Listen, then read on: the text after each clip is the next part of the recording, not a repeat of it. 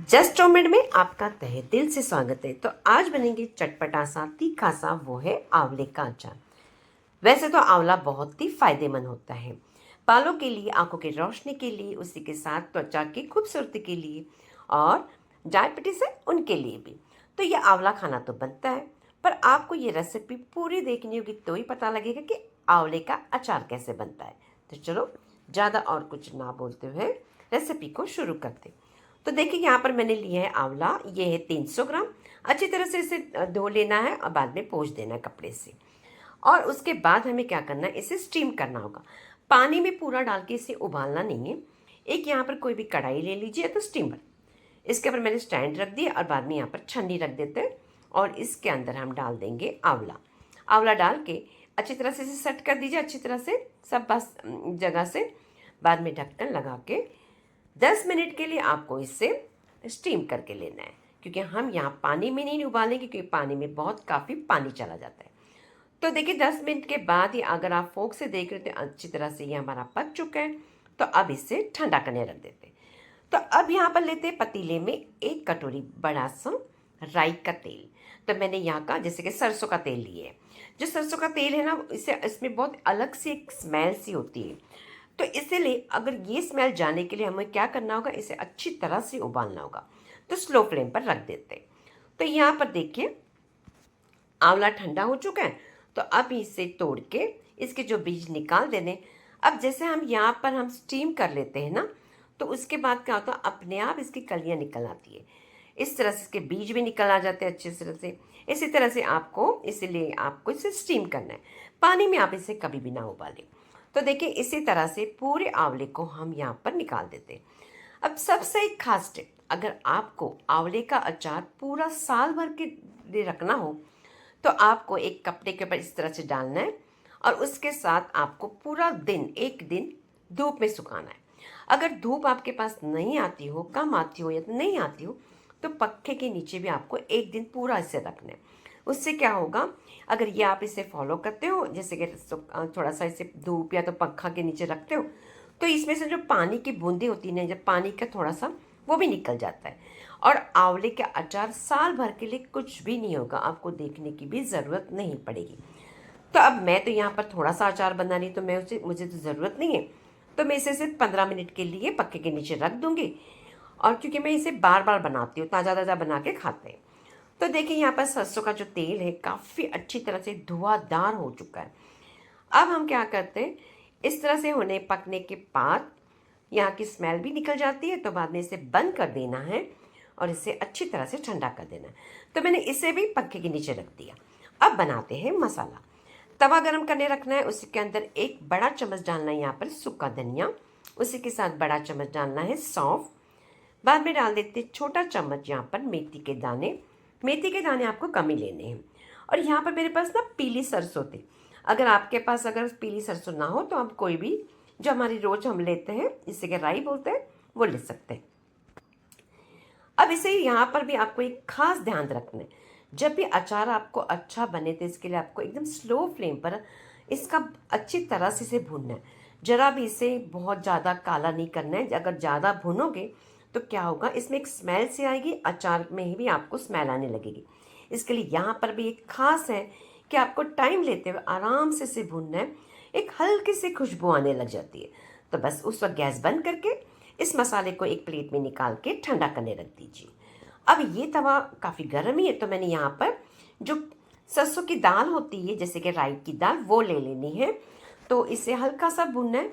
यहाँ इसे भूनने की ज़रूरत तो नहीं है, पर हम सभी चीज़ें भून रहे हैं और हमारा अचार काफ़ी टिके, साल भर के लिए टिके, इसके लिए आपको बताने के लिए मैं बता रही हूँ कि इसको भी आपको भूनना है। पर आपको इससे ग्राइंड नहीं करना है। जो बाकी के मसाले ना, मिक्सी जार में डाल के आपको एक दरदरा सा इसका पेस्ट बनाना है। इसका फाइन पेस्ट आपको बिल्कुल नहीं बनाना है। अगर आपके पास कोई भी खलबत्ता जैसे कि पत्थर का हो तो आप उसमें भी कूट सकते हो। तो यहाँ पर देखिए मैंने इसे दरदरा सा किया, जैसे कि पल्स मोड पर आपको मिक्सी को चला के इस तरह से आपको करना है पाउडर। अब इसे भी अब साइड में रख देते हैं। और जो हमने आंवला को जो ड्राई करने रख दिया था पंखे के नीचे, देखिए 15 मिनट में भी काफ़ी इसका पानी निकल चुका है, थोड़ा सा ड्राई हो चुका है। तो अब क्या करते हैं, इसे एक बोल में निकाल देते हैं। बोल में निकालने के बाद हमारे जो बेसिक मसाले पहले वो डाल देंगे। सबसे पहले हम क्या करते हैं, हल्दी डालेंगे। हल्दी की जो मात्रा है ना, हमें ज़्यादा डालने की ज़रूरत नहीं है, आधा चम्मच डाल देंगे। लाल मिर्ची ताकि तीखा हो, अचार चटपटा सा हो, तो मैंने 1 चम्मच बड़ा डाला है क्योंकि ये काफ़ी तीखा है। उसी के साथ रंग आए इसके लिए अचार को, तो मैंने कश्मीरी लाल मिर्च का पाउडर डाला है, वो भी 1 बड़ा चम्मच। उसी के साथ डाल देती काला नमक, इससे ही ज़्यादा टेस्ट आता है। बाद में डालेंगे हींग 1 चम्मच और स्वादानुसार नमक डालेंगे। अब नमक डालने के बाद जो हमने ग्राइंड करके रखा हुआ मसाला, जितनी ज़रूरत है उतनी डालेंगे। तो पहले तो मैं 2 चम्मच डाल रही हूँ, उसके बाद अगर ज़रूरत पड़ेगी तो हम डाल सकते हैं। बाद में ये जो हमने सरसों जो की दाल है, जो राई की दाल है, वो भी डाल देते हैं 2 चम्मच। अब ये चीज़ें हो गई, तो अब डालेंगे हम जो तेल ठंडा करने रख दिया था, तो वो डाल देते। तेल को ज़रा भी गर्म नहीं रखना है, तो गर्म रख डालोगे तो अचार ख़राब हो जाएगा। अब तेल मैंने 2-3 चम्मच डालने के बाद इसे अच्छी तरह से मिक्स कर दीजिए इन मसालों के साथ। अब देखिए काफ़ी चटपटा सा नज़र आ रहा है, और ये जब अचार इस तरह से मिक्स करते हो तो आप इस उसी वक्त देखिए कि आपको नमक कम है या ज़्यादा है। देखिए कितना अच्छा लग रहा है। तो अगर नमक आपको कम लग रहा है, तीखा कम लग रहा है, तो आप इसी वक्त आप डाल सकते हो। मसाला भी आपको कम लग रहा है तो आप डाल सकते हो। तो मुझे तो काफ़ी लग रहा है, तो अब इसे साइड में रख देते हैं। और अब हम करते हैं यहाँ पर और एक तैयारी। गैस पर रख दिया मैंने एक कोयला, और अब गैस लगा देते हैं और इसे थोड़ा सा गर्म होने देते हैं अच्छी तरह से। अब जब ये गर्म हो जाए तो एक प्लेट में इसे निकालना है, और इसके ऊपर आपको डालना है हींग। हींग डाल देनी है, और जिस बॉटल में आप कांच की जो लेंगे, कांच की आपको लेनी है अचार के लिए, प्लास्टिक की नहीं। अच्छी तरह से धो के ड्राई कर देनी उसके कांच के बॉटल में, ज़रा भी पानी नहीं रहना चाहिए, और इसे उल्टा कर देना है ताकि ये हींग का जो फ्लेवर है इसके अंदर जाएगा। इससे भी एक फ़ायदा होता है कि अचार काफ़ी दिनों तक हमारा अच्छी तरह से रहता है, ख़राब नहीं होता। अब मैंने ढक्कन लगा दिया। उसके बाद क्या करते हैं, इसमें थोड़ा सा तेल डाल देते हैं। इससे क्या होगा, ये जो हींग की स्मेल है ना, खुशबू है ना, वो उसी के अंदर रहेगी। यहाँ हम जैसे वैसे ढक्कन निकालोगे तो निकल जाएगी, तो वैसे हम नहीं करेंगे। तेल डाल के इस तरह से इसे घुमा देते हैं। तो देखिए मैंने इसी तरह से घुमा दिया, तो हींग का खुशबू उसी के अंदर रहेगी। अब इसके अंदर अचार डाल देते। ये हमारा बहुत ही टेस्टी चटपटा सा अचार रेडी हो गया। वैसे भी आंवला खाना जिसे ज़्यादा पसंद है तो ज़रूर खाएंगे, मुझे तो बहुत पसंद है, तो मैं बार बार इसे थोड़ा थोड़ा सा बना के खाती रहती हूँ, और घर में भी सभी को पसंद है, इसके लिए मैंने इस तरह से बना के रखा। और बाद में जब इसे मैं ज़्यादा मात्रा में बना के साल भर के लिए स्टोर करके रखने वाली हूँ। अब इस तरह से करना है। और सबसे और एक खास टिप, जब हम अचार डालते हैं तो साइड में जो भी मसाला भी लगा हो, आप इसको टिश्यू पेपर से तो किसी भी कोई भी कपड़े से अच्छे से इसे साफ़ कर दीजिए ताकि ये अचार ख़राब ना हो। बाद में इसको तेल को अच्छी तरह से ऊपर तक भर दीजिए। तो देखिए ये हमारा अचार, आंवले का अचार रेडी हो चुका है।